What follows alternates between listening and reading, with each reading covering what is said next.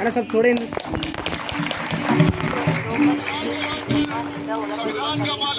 Okay काट भी सकते हैं और कटवा भी सकते हैं।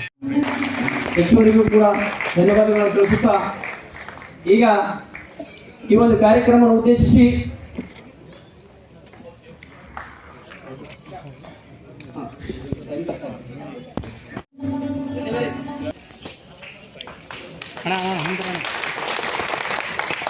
ಕೂಡ ರಾಜ್ಯ ಸರ್ಕಾರ ಇವರ ಸೇವೆಯನ್ನು ಪರಿಗಣಿಸಿ ರಾಜ್ಯ ಮಟ್ಟದ ಪ್ರಶಸ್ತಿಯನ್ನು ಕೂಡ ಇವತ್ತು ಬೆಂಗಳೂರಿನಲ್ಲಿ ಮಾನ್ಯ ಮುಖ್ಯಮಂತ್ರಿಗಳು ಮತ್ತು ಶಕ್ತಿ ಯೋಜನೆ ಯೋಜನೆ ಮಾಡಬೇಕು ಸರ್. ನಮಗೆ 100 ಕಿಲೋಮೀಟರ್ ಇದೆ ಸರ್. ಜೆಂಟ್ಸ್ ಲೇಡೀಸ್ ತಿರ್ತಾ ಇದ್ದಾರೆ ಅಷ್ಟೇ sir. Bus pass sir. SRTC sir. ಮುಖ್ಯಮಂತ್ರಿ ಅವರು ಮಾತಾಡ್ತಾರೆ. ಹಾಂ ಸರ್ ಸರ್ ಬಂದು ಸರ್ ಎಲ್ಲ ವೈಡನ್ನ ಸರ್ಕಾರ ಕೂಡ ಅಣ್ಣ ಜರ ಶಾಂತ ರೀತಿಯಿಂದ ಕೂತ್ಕೊಂಡು 2024-25ನೇ ಸಾಲಿನ ವಿಶ್ವ ವಿಕಲಚೇತನರ ದಿನಾಚರಣೆಯ ಪ್ರಯುಕ್ತ ಜಿಲ್ಲಾ ಮಟ್ಟದಲ್ಲಿ ವಿವಿಧ ಕ್ರೀಡಾಕೂಟಗಳನ್ನು ಆಯೋಜನೆ ಮಾಡಲಾಗಿತ್ತು.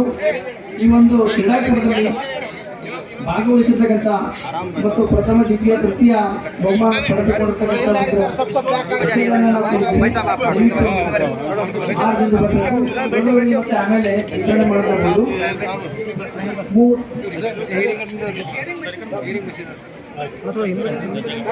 ಮೂರು ಗಾಲಿ ಮೋಟಾರ್ ಪೈಕೋಟ 400 ಮೀಟರ್ ಪುರುಷರಿಗಾಗಿ ಪ್ರಥಮ ಬಹುಮಾನ ವಿಠಲ್ ಕಾಳಗಿ, ದಯವಿಟ್ಟು ವೇದಿಕೆ ಮೇಲೆ ಬರಬೇಕು.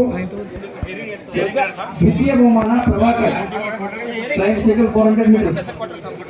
ತೃತೀಯ ಬಹುಮಾನ ಶಾಕೀರ್, ದಯವಿಟ್ಟು ವೇದಿಕೆಯ ಮೇಲೆ ಈ ಮೂವರು ಬರಬೇಕು. ಮೂರು ಗಾಲಿ ಮೋಟಾರ್ ಬೈಕ್ ಓಟದಲ್ಲಿ ಮಹಿಳೆಯರು ಅದರಲ್ಲಿ ತ್ರಿವೇಣಿ ಪ್ರಥಮ, ಗುರಮ್ಮ ದ್ವಿತೀಯ, ಬೀನಾ ಸೂರ್ಯವಂಶಿ ತೃತೀಯ. ದಯವಿಟ್ಟು ಬೇಗನೆ 6 ಜನ ವೇದಿಕೆ ಬರಬೇಕು. ಇದಾದ ನಂತರ ಒಂದು ಮಕ್ಕಳ ಸಾಂಸ್ಕೃತಿಕ ಕಾರ್ಯಕ್ರಮದಲ್ಲಿ ಒಂದು ಡ್ಯಾನ್ಸ್ ಇರುತ್ತೆ.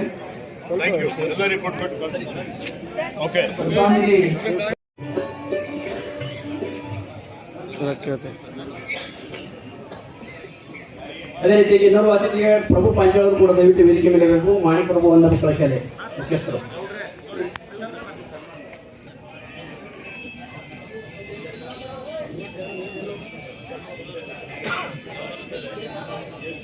ಈಗ ಜಿಲ್ಲೆಯಿಂದ ವಿಶೇಷ ಸನ್ಮಾನ ಮಾಡ್ತಾ ಇದೀವಿ.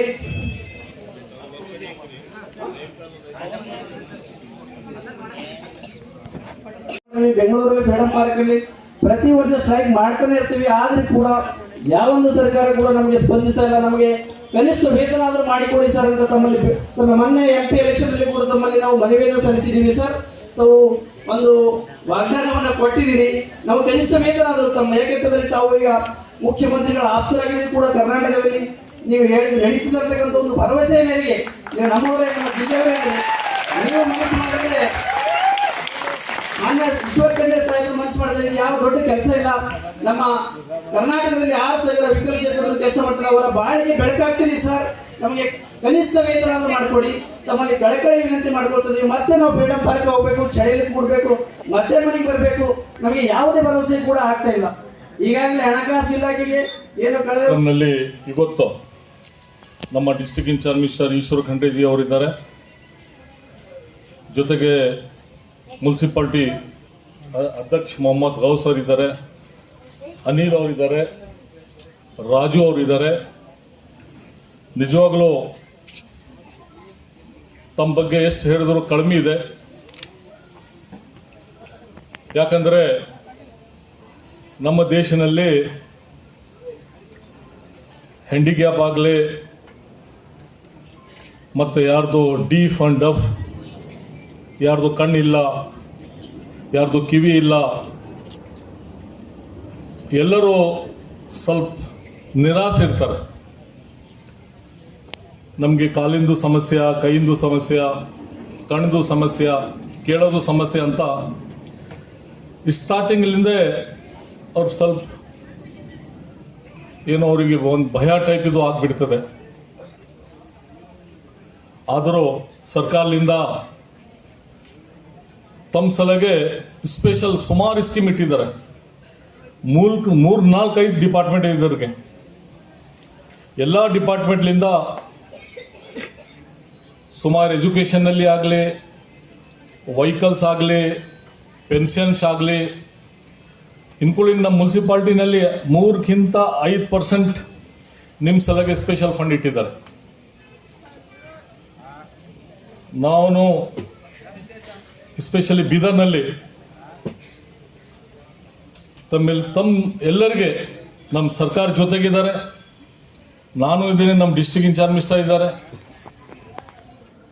ಇಲ್ಲಿ ಯಾರ್ಯಾರು ಸಫರರ್ ಇದ್ದಾರೆ, ಯಾರ್ಯಾರಿಗೆ ಪೆನ್ಷನ್ ಸಿಕ್ಕಿಲ್ಲ, ವೆಹಿಕಲ್ ಸಿಕ್ಕಿಲ್ಲ, ಮತ್ತೆ ಸುಮಾರು ಹ್ಯಾಂಡಿಕ್ಯಾಪ್ಗೆ ಮನೆ ಕೊಡಬೇಕಂತ ಸ್ಕೀಮ್ ಇದೆ, ಜಾಬ್ ಕೊಡಬೇಕಂತ ಸ್ಕೀಮ್ ಇದೆ. ಆ ಥರ ಯಾರ್ಯಾರಿಗೆ ಸಿಕ್ಕಿಲ್ಲ, ಏನೇನು ಯಾರ್ಯಾರು ಸಫರರ್ ಇದ್ದಾರೆ ನಮ್ಮೆಲ್ಲರೂ ತಿಳಿಸ್ಬೇಕು. ತಾವೆಲ್ಲರೂ ನಾವು ಇಮಿಡಿಯೇಟ್ ತಮಗೆ ಆ ಕೆಲಸ ಮಾಡಿಕೊಡ್ತೀನಿ ಅಂತ ಹೇಳ್ತೇನೆ. ಮತ್ತೆ ತಾವು ಯಾವುದೋ ನಮ್ಮ ಬೀದರ್ ಡಿಸ್ಟ್ರಿಕ್ನಲ್ಲಿ ಸ್ಪೆಷಲಿ ಸುಮಾರು 10 ವರ್ಷದಿಂದ ತಾವು ಏನೇನು ಹೇಳಿದಿರಿ ಅದು ಕೆಲಸ ನಾನು ತಮ್ಮದು ಕೆಲಸ ಮಾಡಿದ್ದೇನೆ. ಮತ್ತು ತಮ್ಮೆಲ್ಲರಿಗೆ ಇನ್ನೂ ಒಂದು ಸಲ ನಾನು ಇವತ್ತು ತುಂಬ ಧನ್ಯವಾದ ಹೇಳ್ತೇನೆ, ಶುಭಾಶಯಗಳು ಹೇಳ್ತೇನೆ. ನಮಸ್ಕಾರ. ಎಲ್ಲ ವಿಶೇಷ ಚೇತನರಿಗೆ, ಆತ್ಮೀಯ ಬಂಧುಗಳ,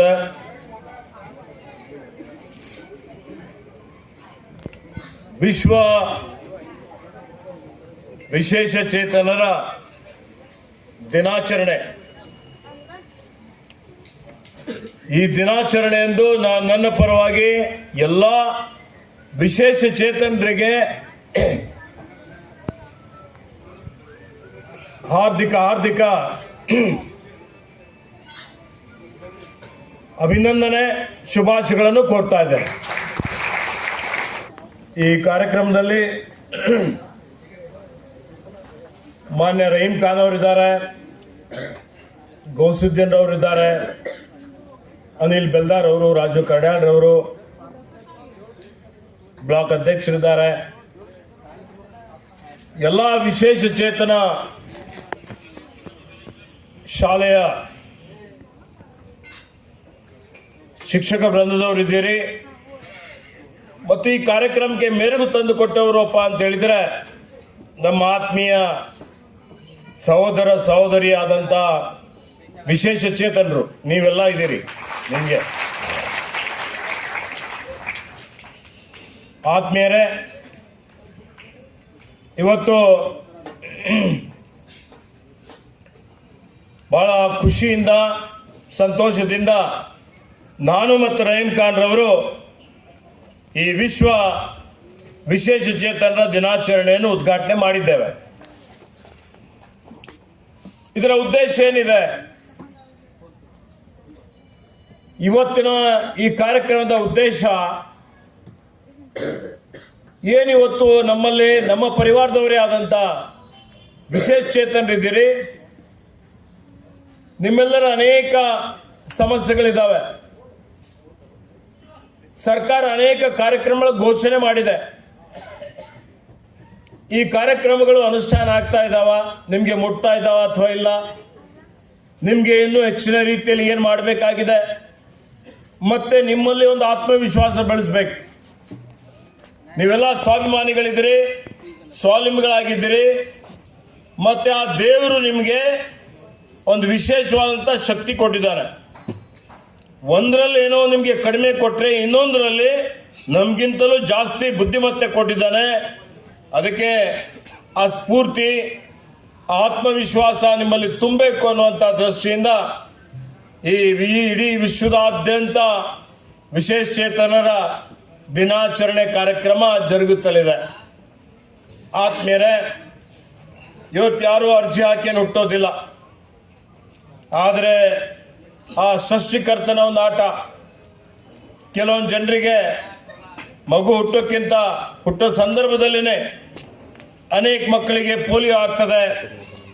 ಕೆಲವೊಂದು ವಿಶೇಷ ಚೇತನರಾಗಿ ಕಿವಿ ಕೇಳೋದಿಲ್ಲ ಅಥವಾ ಮಾತಾಡ್ಲಿಕ್ಕೆ ಬರೋದಿಲ್ಲ ಅಥವಾ ಯಾವುದೋ ಒಂದು ಅಂಗ ಅವ್ರದ್ದು ವೈಫಲ್ಯ ಆಗಿದ್ದಂಥದ್ದು ಅಥವಾ ಮಾನಸಿಕವಾಗಿ ಇವತ್ತವರು ಏನು ಬುದ್ಧಿಮತ್ತೆ ಕಡಿಮೆ ಇರುವಂಥದ್ದು, ಇಂಥ ಅನೇಕ ಪ್ರಕರಣಗಳಿದ್ದಾವೆ.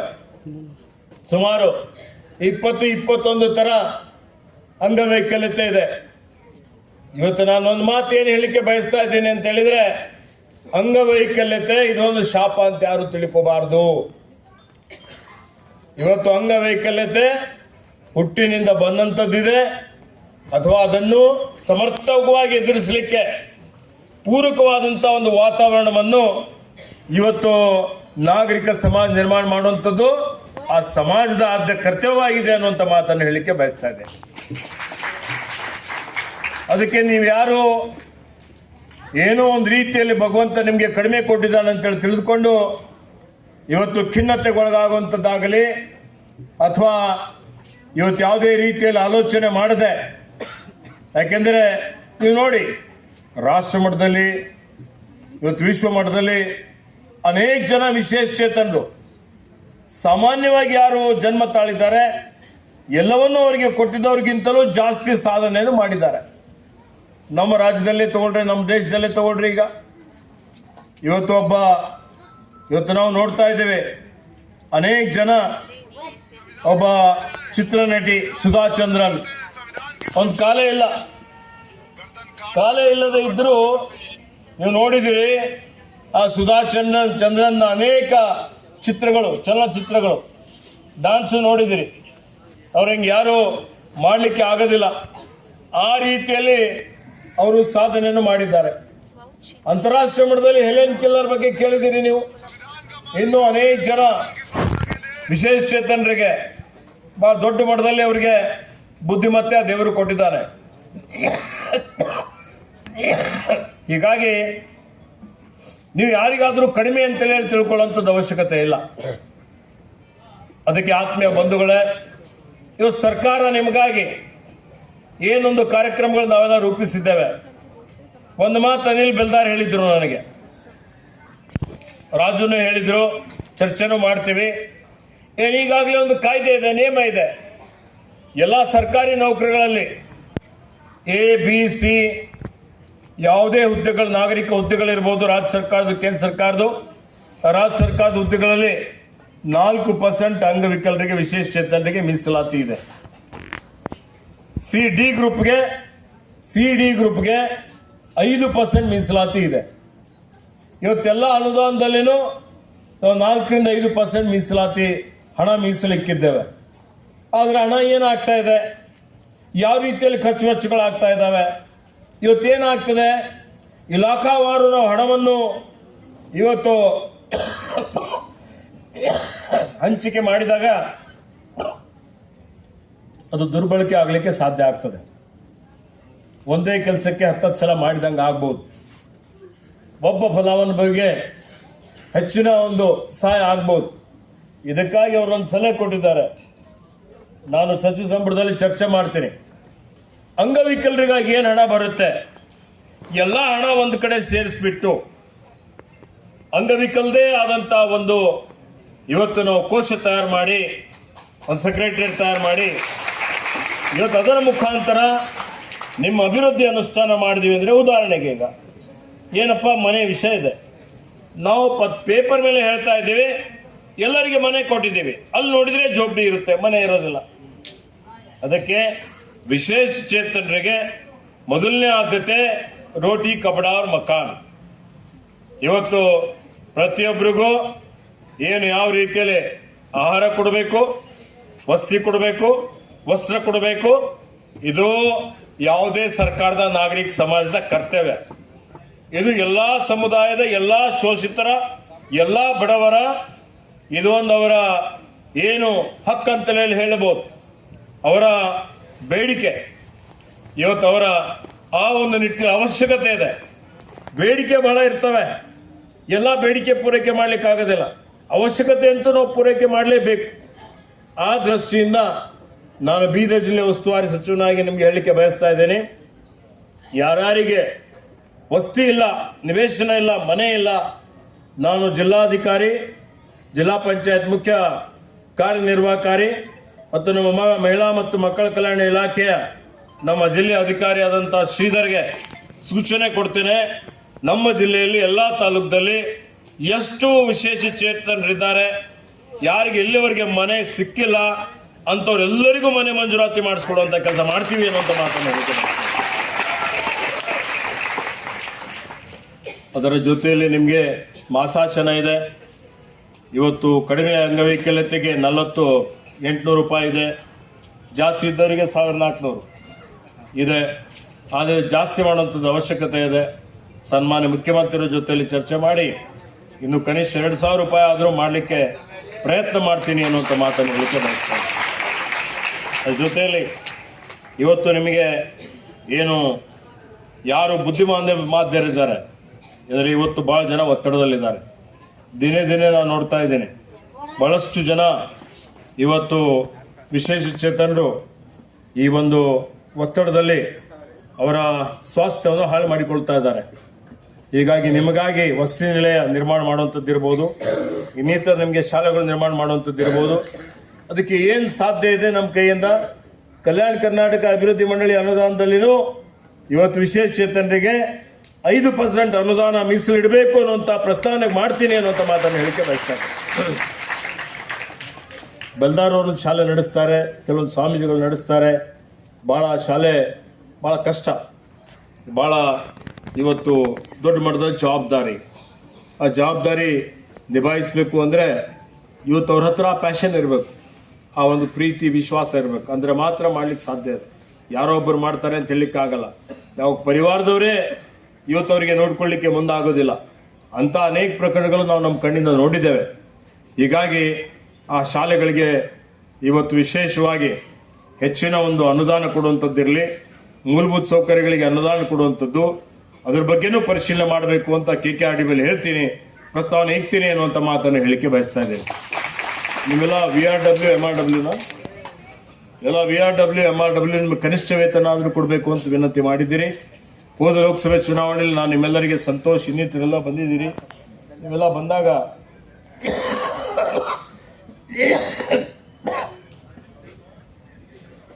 ನೀವೆಲ್ಲ ಕೂಡಿ ಬೀದರ್ ಜಿಲ್ಲೆಗೆ ಒಬ್ಬ ಯುವ ಸಂಸತ್ ಸದಸ್ಯನಿಗೆ ಆಯ್ಕೆ ಮಾಡಿದಿರಿ. ಸಾಗರ್ ಖಂಡ್ರೆ ಅವರಿಗೆ ಸಪೋರ್ಟ್ ಮಾಡಿದಿರಿ.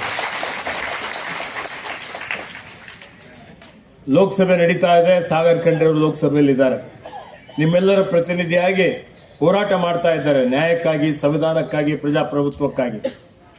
ಇವತ್ತು ಅದೇ ರೀತಿಯಲ್ಲಿ ನಾವೇನೇ ಹೊತ್ತು ನಿಮಗೆ ಹೇಳಿದ್ದೇನೆ, ಆ ಒಂದು ನಿಟ್ಟಿನಲ್ಲಿ 6000 ಜನ ನೀವೇನು ಈಗಾಗಲೇ ಇಲಾಖೆಯಲ್ಲಿ ಸೇವೆ ಸಲ್ಲಿಸ್ತಾ ಇದ್ದೀರಿ. ಕನಿಷ್ಠ ಬೆಂಬಲ ಮತ್ತು ಈಗಾಗಲೇ ಏನು ಆರ್ಥಿಕ ಇಲಾಖೆಗೆ ನಿಮ್ಮ ಅನುದಾನ, ನಿಮಗೇನು ಗೌರವಧನ ಸಿಗ್ತದೆ ಅದು ಜಾಸ್ತಿ ಮಾಡಬೇಕಂತ ಹೋಗಿದೆ. ಪೂರಕವಾಗಿ ನಾನು ಆರ್ಥಿಕ ಇಲಾಖೆ ಅಧಿಕಾರಿಗಳ ಜೊತೆಯಲ್ಲಿ ಚರ್ಚೆ ಮಾಡಿ ಬೇಗ ಮಂಜೂರಾತಿ ಮಾಡಿಕೊಡ್ಬೇಕು ಅಂತ ಕೇಳಿ ಕನಿಷ್ಠ ವೇತನ ಕೊಡಲಿಕ್ಕೆ ಪ್ರಾಮಾಣಿಕ ಪ್ರಯತ್ನ ಮಾಡ್ತೀನಿ ಅನ್ನುವಂಥ ಮಾತನ್ನು ಹೇಳಿಕೆ ಬಯಸ್ತಾ ಇದ್ದೀನಿ.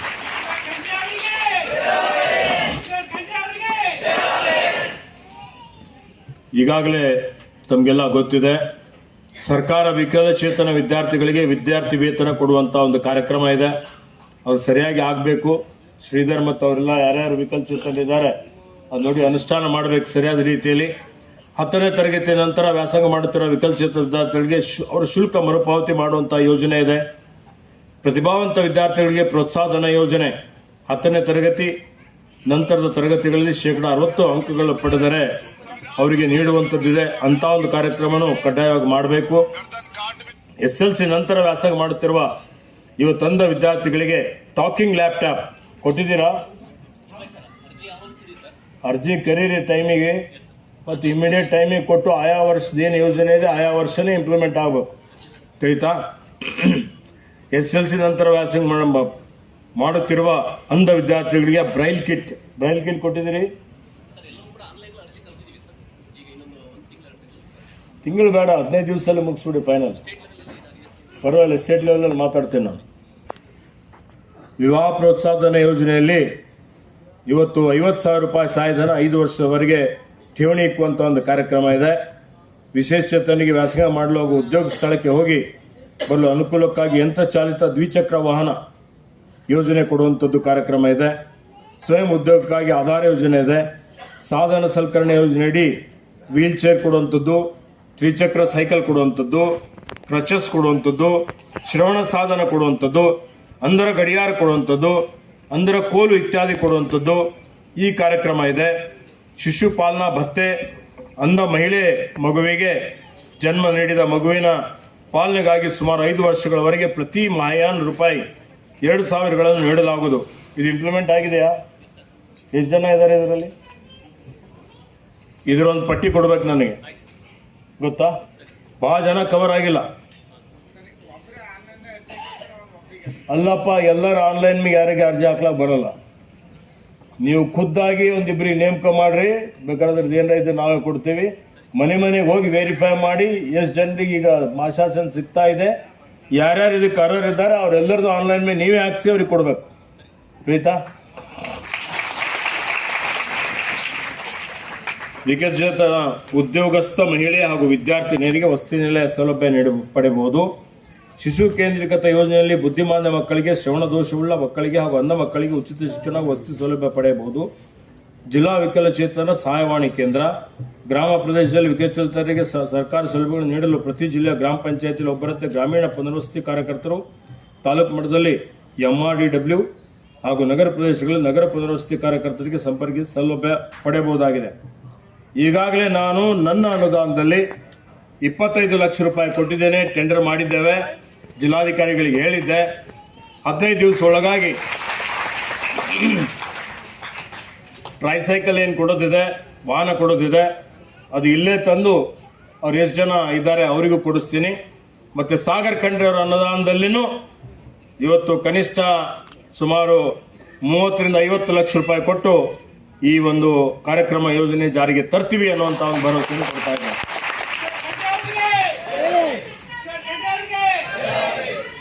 ಇನ್ನು ಹೆಚ್ಚಿನ ಒಂದು ಸಮಯ ತೆಗೆದುಕೊಳ್ಳದೆ ನೀವು ಎಲ್ಲ ಬಹಳಷ್ಟು ನಿಮಗೆ ದೇವರು ಆ ಒಂದು ಶಕ್ತಿ ಕೊಟ್ಟಿದ್ದಾನೆ. ನಿಮಗೆ ಇವತ್ತು ವಿಶೇಷವಾದಂಥ ಒಂದು ಬುದ್ಧಿಮತ್ತೆ ಕೊಟ್ಟಿದ್ದಾನೆ. ಹೀಗಾಗಿ ಯಾರಿಗೂ ಕಡಿಮೆ ಇಲ್ಲ. ನೀವು ಮುಂದೆ ಬರುವಂಥ ರೀತಿಯಲ್ಲಿ ಆತ್ಮವಿಶ್ವಾಸ ಪರ್ವತವನ್ನು ಚಲಿಸುವಂತೆ ಮಾಡ್ತದೆ ಅಂತ ಹೇಳ್ತಾರೆ. ನಿನ್ನ ಹತ್ರ ಎಳ್ಳಷ್ಟು ಆತ್ಮವಿಶ್ವಾಸ ಇದ್ದರೆ ಅಸಂಭವವಾದಂಥದ್ದು ಏನೂ ಇಲ್ಲ. ಭಾಳ ಜನ ತೋರಿಸ್ಕೊಟ್ಟಿದ್ದಾರೆ, ನಿಮ್ಗೆ ಗೊತ್ತಿದೆ. ಅದೇ ಮಾದರಿಯಲ್ಲಿ ನೀವು ಮುಂದೆ ಹೋಗಿ ನಿಮ್ಗೆಲ್ಲ ರೀತಿಯ ಸಹಕಾರ ಸೌಲಭ್ಯ ನಮ್ಮ ಸರ್ಕಾರ, ಸಿದ್ದರಾಮಯ್ಯ ಸರ್ಕಾರ, ಕಾಂಗ್ರೆಸ್ ಸರ್ಕಾರ ಕೊಡ್ತದೆ ಅನ್ನುವಂಥ ಭರವಸೆಯನ್ನು ಮತ್ತೊಮ್ಮೆ ಕೊಟ್ಟು 2 ಮಾತುಗಳನ್ನು ಮುಗಿಸ್ತಾನೆ. ಜೈ ಹಿಂದ್, ಜೈ ಕನ್ನಡ. ಶಕ್ತಿ ಯೋಜನೆ ಜೋಡಣೆ ಮಾಡ್ಬೇಕು ಸರ್. ನಮ್ಗೆ 100 ಕಿಲೋಮೀಟರ್ ಇದೆ ಸರ್. Gents ladies